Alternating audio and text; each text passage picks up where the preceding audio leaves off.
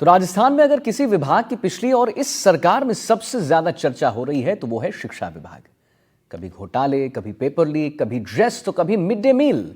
शिक्षा विभाग सही नहीं बल्कि गलत वजहों से चर्चा में है। बुधवार को एक बार फिर शिक्षा मंत्री के एक बयान को लेकर विधानसभा में शिक्षा जमकर बहस देखने को मिली।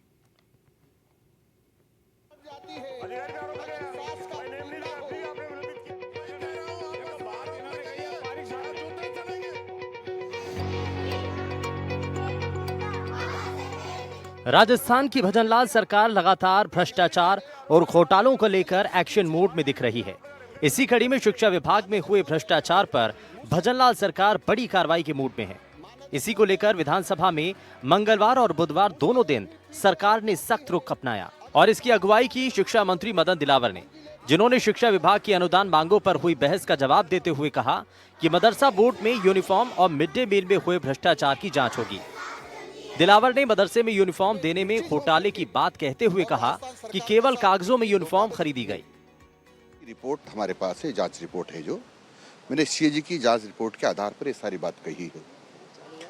सीएजी की जांच रिपोर्ट का कहना है कि मिड डे मील में बड़ा घोटाला हुआ है। कोरोना काल में ये मिड डे मील बच्चों को नहीं दे पाए क्योंकि बच्चे आए ही नहीं, तो किसको देते। तो इन्होंने एक कहा कि हम घर पहुंचाएंगे। अब इतना सारा, जब सारा का सारा मिड डे मील एक बच्चों के साथ पहुंचेगा तो शायद वो तो बोरियां भर भर के गया होगा एक एक आदमी को।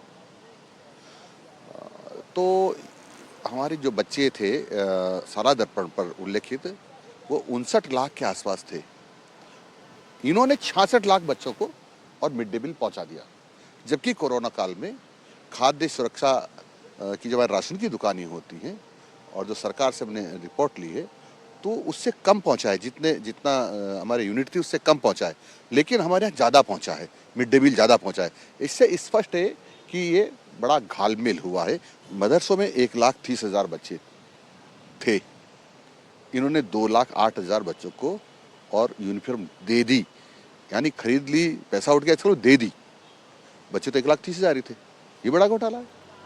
और इस प्रकार उसके मिड डे मील में भी घोटाला है। शिक्षा मंत्री की ओर से भ्रष्टाचार के मामलों का जिक्र करते ही पक्ष और विपक्ष में नोकझोंक हुई और सदन में जमकर हंगामा हुआ।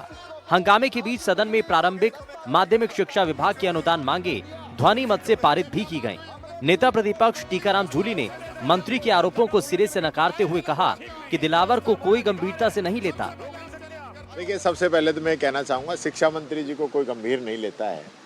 और कल उनका डिमांड पे जिस प्रकार से रिप्लाई था, शिक्षा के अलावा फॉरेस्ट पे बोले हैं, मेडिकल पे बोले हैं, पंचायती राज पे बोले हैं, होम पे बोले हैं, सब डिपार्टमेंट पे बोले हैं, लेकिन एजुकेशन किस प्रकार से मजबूत हो, अच्छी शिक्षा हम बच्चों को दें, उस पे नहीं बोले।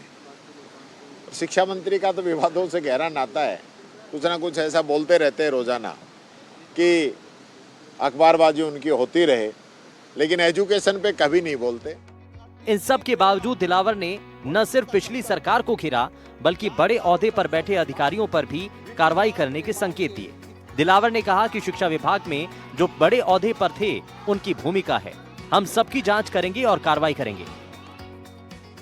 एक भाषा बोलो, या तो आप सारा उर्दू में छपाओ या सादा हिंदी में छपाओ। हिंदी में उर्दू, उर्दू में हिंदी, ये नहीं चलेगा। अब क्या कार्रवाई होगी आगे? देखो, हमने जांच करवा रहे हैं और जो भी प्रस्तावित कार्रवाई होगी वो करेंगे, पर कठोरतम कार्रवाई करेंगे। कुल मिलाकर देखा जाए तो राजस्थान की सरकार पिछली गहलोत सरकार को घेरने का कोई मौका नहीं छोड़ रही है, साथ ही पाई पाई का हिसाब करने की बात भी कह रही है। वहीं विपक्ष इस पर हंगामे पर आमादा है। अब देखना होगा कि घोटाले की जांच सिर्फ बयानों और कागजों पर सिमट कर रह जाती है या फिर कुछ जमीन पर भी कार्रवाई होती है। Bureau report, NDTV Rajasthan.